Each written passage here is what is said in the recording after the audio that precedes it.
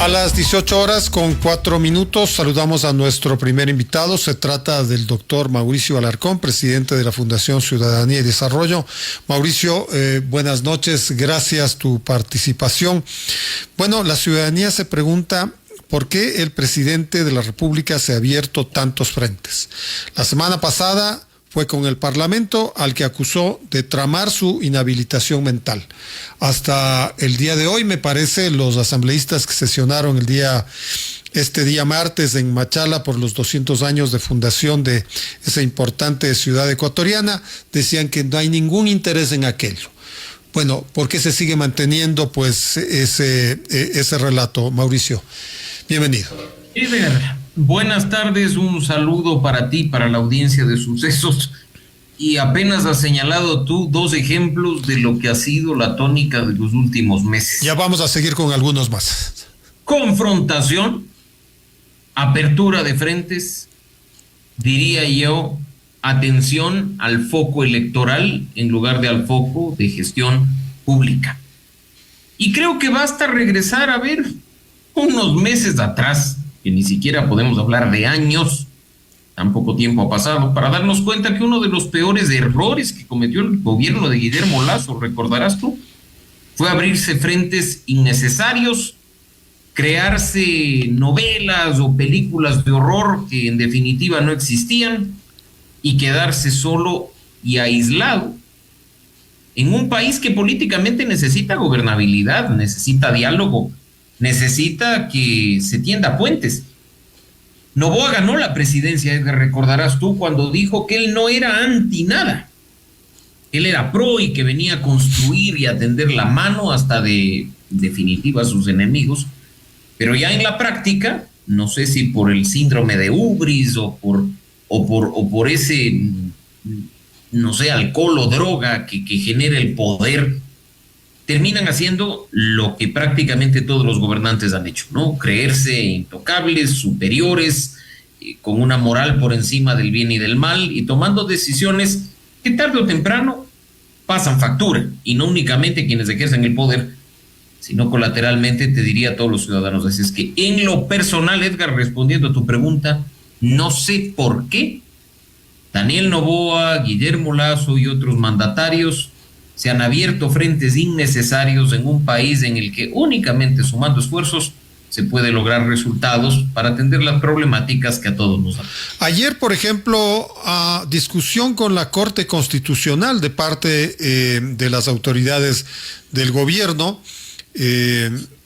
por los estados de excepción y Así una es. crítica a los jueces de parte de las autoridades del interior y de gobierno porque... y alguna gente de pronto le da la razón, porque hay los operativos policiales, hay los operativos militares, se encuentran a los delincuentes, se los pone a órdenes de la justicia y la justicia se toma menos tiempo en devolverlos a la calle. Bueno, ¿y eso es culpa de la Corte Constitucional? ¿Qué decíamos de nuevo? Porque hagamos símiles, las cosas hay que decirlas como son. Cuando Guillermo Lasso mandaba mamotretos a manera de decretos ejecutivos para los temas de estado de excepción y la Corte los devolvía diciendo que estaban mal redactados, ¿cuál era la reacción obvia? Es decir, si mandas cosas que no sirven a la Corte Constitucional, que tiene el deber de revisarlas con lupa, si es que se conectan con lo que dice la norma suprema de la República, vas a recibir una respuesta negativa. Aquí pasa exactamente lo mismo. Y mandan algo deficiente, algo que no sustenta ni motiva, por mucho que se eche mano del pretexto de la inseguridad a tomar decisiones como las que se toma, la Corte actúa como corresponde y pues la Corte termina convirtiéndose en enemigo, ¿no? Pero aún te diría que podríamos considerar válido si es que el comentario por parte del gobierno se sustenta en lo jurídico, en lo constitucional, Edgar. Si es que ellos dicen, mire, esto dijimos nosotros y es como dice la Constitución, pero la Corte en su dictamen dice lo contrario, pero no, nos dedicamos a criticar. Entonces sale un funcionario a decir, claro, porque es fácil desde un lindo edificio dar dictámenes. Perdón, ¿y eso qué tiene que ver con la calidad de los mamotretos que están mandando por decretos ejecutivos? Entonces, ¿dónde queda la capacidad de autocrítica? Otro frente más. ¿Por qué no asumir la culpa propia? ¿Por qué no autoevaluarte? ¿No nos decían, Edgar, que este era el gobierno en el que se iba a poner indicadores de medición y de evaluación a los ministros incluso para saber qué tan buen trabajo están hecho. De pronto, ¡pum!, desaparece el Ministerio de Salud, porque en teoría ha hecho una gestión deficiente. ¿Cómo lo sabemos? Yo sé que ha sido prácticamente un fantasma durante estos 7 meses de gobierno, pero ¿cuál fue la evaluación? ¿No que iban a ser públicos los resultados de las evaluaciones? ¿De qué estamos hablando? Entonces, yo creo que un poco de humildad, un poco de salir de la burbuja, un poco de autocrítica, de autoevaluación, de mejor recepción y tolerancia a la crítica que proviene de afuera, le hace falta a este gobierno cuya autosuficiencia está empezando a pasar factura respecto de la credibilidad y la confianza de los ecuatorianos. El que parece el más genuino de los conflictos es este que ya tiene algunas semanas y tiene que ver con la vicepresidenta Verónica Abad, dado que, claro, ahí es donde se descubren pues los intereses electorales del actual gobernante. Pero se ve que se le quedan las posibilidades a Daniel Noboa. La semana pasada la Procuraduría se abstuvo de pronunciarse sobre una eventual licencia. Le quedaría eventualmente, y ahí apelo a tu agudo sentido político y electoral, le quedaría aparentemente solo el Tribunal Contencioso Electoral ante 2 denuncias, una de ellas que se ha colocado el día de hoy, y que pretenderían pues inhabilitar a la vicepresidenta Abad. ¿Cómo lo ves? Bueno, yo me quedo más bien con las declaraciones nuevamente de un funcionario de gobierno que parece que se le fue un poco la lengua y dijo que las razones y los motivos por los cuales se había producido la ruptura era por una recepción indebida de fondos o un tema de manejos raros de fondos de la campaña, ¿no? Eso dijo el señor Félix hace como 10 días, sí. Pero creo que lo mandaron a callar porque se dieron cuenta que una declaración de ese tipo no solo incriminaba a la señora Abad, sino al binomio presidencial y podía terminar manchando al propio Noboa, ¿no? Entonces, vamos a ver cómo echan mano de salidas para tratar de librarse del camino del primer error que cometió Daniel Noboa. Porque mira la responsabilidad, Edgar, que tiene un candidato a la presidencia de la República, y escoger a quien le va a acompañar durante un periodo de tiempo, generalmente 4 años, y que tiene 2 funciones, 2. Una, cumplir con lo que le asigne el presidente, o sea, va a estar ahí con él, y la otra, suplirlo si es que algo le pasa. Entonces, ¿a quién vas a poner tú a acompañarte en el camino?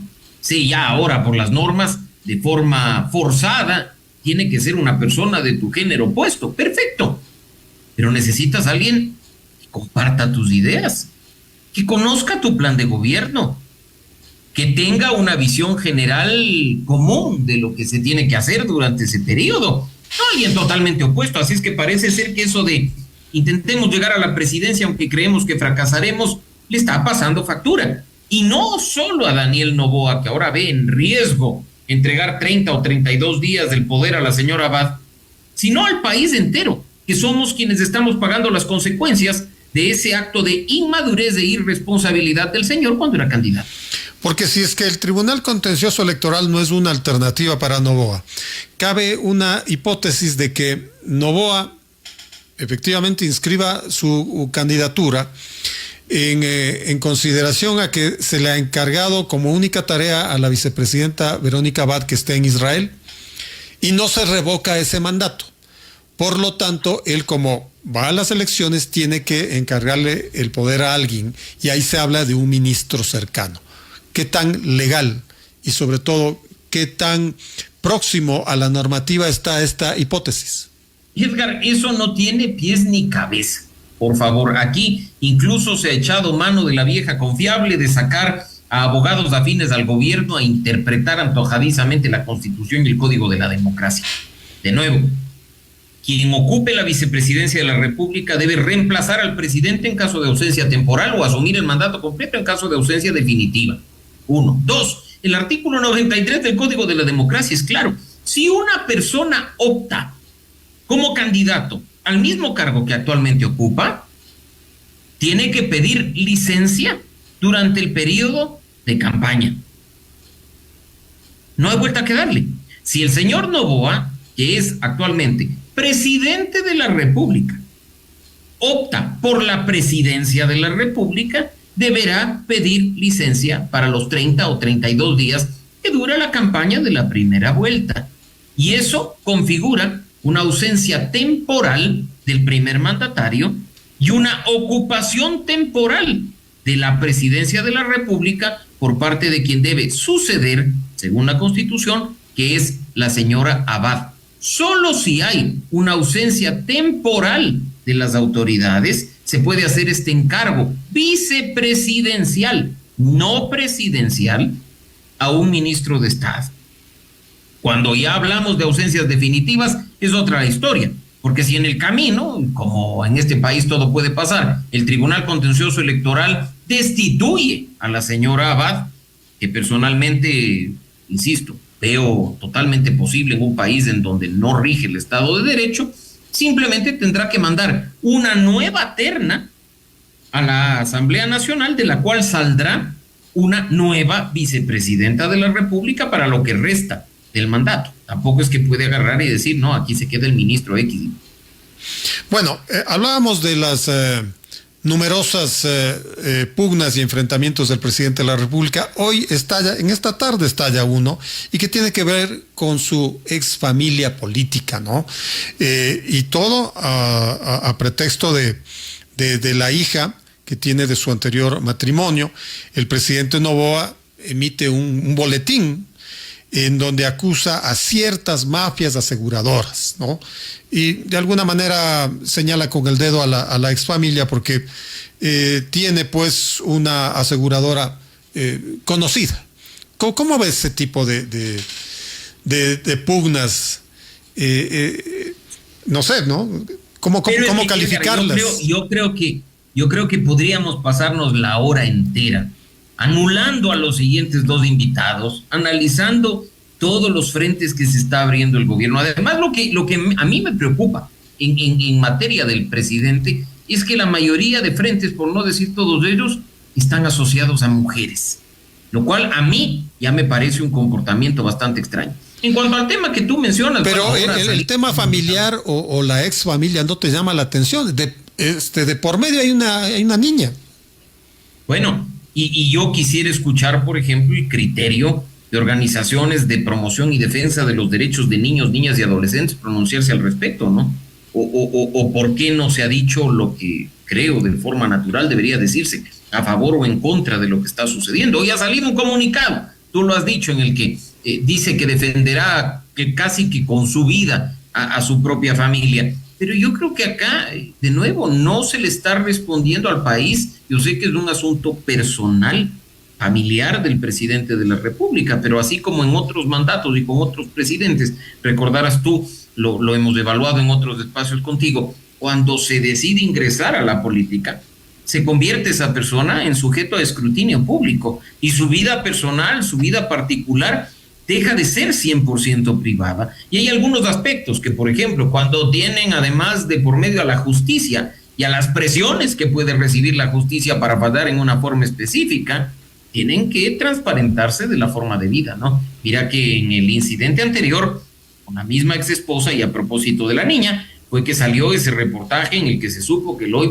presidente de la Judicatura es quien era el abogado defensor de la causa y algunas otras cosas que fueron saliendo y que creo que muchos ni siquiera lo vimos venir, ¿no? De nuevo, otro frente más abierto. Yo no sé con tantos frentes a qué momento gobierna, y eso que no estamos hablando del frente autoimpuesto, de la desinformación y de la propagación de información falsa. Mira lo que ha sucedido el día de ayer, Edgar, a propósito de eso de decir, nunca antes nadie ha comprado ambulancias, yo soy el primero, y entrega ambulancias compradas por Guillermo Lasso, en una acción que además es fácilmente desmentida, no solo por los funcionarios de Lasso, sino por periodistas en cuestión de pocos minutos.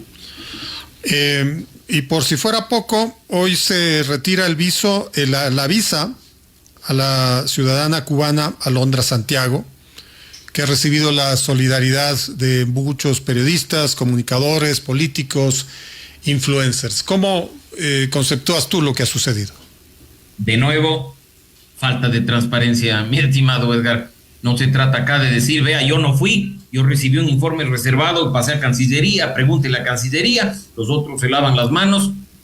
Por favor, van a ser 9 años este agosto de lo que hizo Ricardo Patiño siendo canciller con la señora Manuela Pic, a quien se le acusó de atentar con la seguridad del Estado, a quien se le revocó la visa y se le mandó de vuelta a su país. ¿Por qué quienes en ese momento criticaban una decisión arbitraria y claramente contraria y atentatoria al ejercicio de la libertad de expresión, hoy aplauden lo que hace el señor Noboa con la señora Santiago? ¿Dónde queda la coherencia? Acá no se trata de si a mí Manuela Pico, a la otra Santiago me caen bien o me caen mal. Acá se trata de que un gobierno, a través de sus ministerios, no puede ejercer represalias contra ciudadanos en general, contra periodistas en particular, por sus críticas. Por favor, Edgar, yo creo que acá hay que empezar a decir las cosas, aunque a muchos incomode. No se trata de personas, se trata de principios. Y abrirse este frente, además, sin rendir cuentas, sin contar las razones por las cuales se esté emitiendo el tema, y simplemente dejando a interpretaciones de los distintos sectores, yo creo que puede ser no solo un nuevo frente abierto, sino algo que le termine pasando factura, porque con seguridad, así como lo ha reconocido en medios de comunicación cuando tomó la decisión respecto de Gladys y la Embajada de México, lo hizo con intenciones electorales, no me sorprendería que esto también lo haya hecho en una situación similar de cara a lo que será su candidatura presidencial. ¿Y hasta qué punto es legítimo, Mauricio, que ahora todo el correísmo esté en torno a Alondra Santiago, si ellos justamente tomaron la decisión que tú acabas de plantear, ¿no es cierto? Edgar, la expulsión por favor, ¿qué coherencia le podemos pedir al correísmo si ya nos ha demostrado en múltiples ocasiones que ellos hoy resulta que defienden el Estado de Derecho, la libertad de expresión, la libertad de prensa, que destruyeron durante el mandato de Rafael Correa? Ahí también hay incoherencia. Incoherencia similar a la que, como digo, antes criticaban lo de Pic y aplauden lo de Santiago, es lo mismo. Así es que quienes hoy están felices por la decisión del gobierno de Daniel Noboa están simplemente al nivel de incoherencia de un correísmo que ahora resulta defensor de la libertad de expresión, cuando tú sabes perfectamente bien que tanto las Naciones Unidas como la Comisión Interamericana de Derechos Humanos y múltiples organizaciones internacionales dijeron que las acciones que vimos durante la década del correísmo, que atentaron contra la libertad de expresión y la libertad de prensa, fueron de las peores históricamente hablando, no solo en el país, sino en la región entera. ¿La medida contra Alondra es por ser periodista o por ese uso indebido del himno nacional que ella misma publicó en sus redes? A ver, Edgar, por favor, si vamos a analizar lo que significa el uso o abuso de símbolos patrios, hay países en Europa en los que hay vasta jurisprudencia respecto a lo que significa, por ejemplo, la quema de una bandera. En Estados Unidos ha pasado lo mismo. Mira tú incluso lo que ha pasado cuando se ha hecho mofa o burla de himnos nacionales en otros países. Mira los estándares internacionales sobre el tema de libertad de expresión. No puede un símbolo patrio estar en contra del ejercicio de la libertad de expresión. Yo amo mi himno, amo mi bandera y defiendo mi escudo. Me enseñaron a quererlos y amarlos desde pequeño. Pero no por ello voy a llegar a cuestiones tan brutales como las que se está llegando. Además, perdóname, Edgar, pero si tú escuchas con claridad lo que hace Alondra Santiago en su canción, es utilizar fragmentos del himno nacional y posteriormente presentar una composición propia. No está faltando al respeto como algunos quieren interpretar, pero a veces las verdades duelen. Y si tú ves cuando se habla del ejercicio del poder en dicha canción o de la forma en la que se está ejerciendo violencia y dejándose a los ciudadanos sin la suficiente protección, cosas que vemos todos los días, impacta y no sé, indigna a quienes están en el poder y quieren presentar como si esto hubiera cambiado de la noche a la mañana. Así es que de nuevo esperemos que esta decisión, que además, como digo, ha sido tomada sobre la base de un dossier secreto del Centro de Inteligencia, que además, ojo, parece ser está manejado por un correísta, el señor Fausto Jarrín, ex asambleísta del correísmo, ¿ya? Sea por alguna otra razón distinta a la de decir las verdades a través de una canción que ha utilizado el himno nacional. Bueno, hemos pasado revista a los enfrentamientos del presidente de la República. Te agradezco por ello, Mauricio. Gracias por tu tiempo. Gracias, Edgar, y te aseguro que si nos juntamos en 2 semanas analizaremos nuevos frentes abiertos por quien parece ser que intenta capitalizar políticamente de la confrontación con todo el mundo. Te agradezco por la invitación. Un abrazo a la distancia para ti y una buena noche para nuestra audiencia. Gracias por la charla. Estuvo con nosotros Mauricio Alarcón, presidente de la Fundación Ciudadanía y Desarrollo. Son las 18:25 en Impacto Informativo.